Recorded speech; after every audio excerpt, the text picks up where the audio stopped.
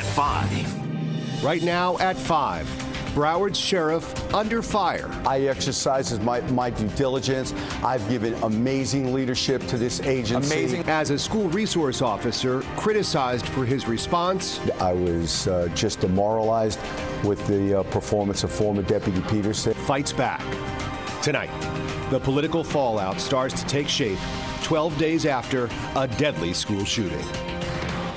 The latest fallout comes in the form of a letter from an attorney for former Deputy Scot Peterson. That letter says that the picture painted by the sheriff is not entirely accurate. CBS 4's Ted Scouton live in Fort Lauderdale with the details. Ted. Yeah, Rick and Rutabaga, to hear from the sheriff, it sounds as though the school resource officer is a real coward, but tonight we're hearing a very different story from his attorney.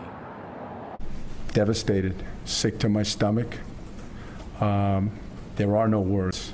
Broward Sheriff Scott Israel talking about Marjory Stoneman Douglas School Resource Officer Scot Peterson and his decision not to go into the building where 17 students and teachers were murdered and more than a dozen more shot. But what I saw was a deputy arrive at the west side of Building 12, take up a position,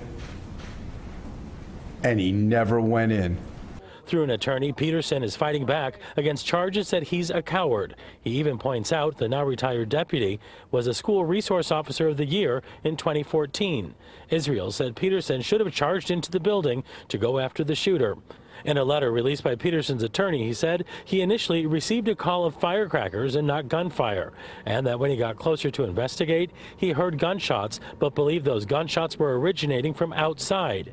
He continued saying that a radio transmission indicated that there was a gunshot victim in the area of the football field, reinforcing his beliefs the shots were coming from outside. The sheriff alleges their training mandates they go in. We train to immediately move in to a situation like that and push towards the shooter, eliminate the shooter, make sure that you could save lives by eliminating the shooter.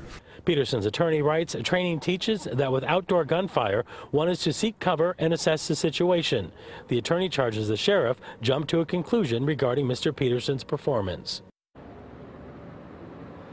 And Peterson said that he will be cooperating with the FDLE investigation, and he hopes that eventually it will clear his name. Live in Fort Lauderdale, Ted Scout, CBS 4 News.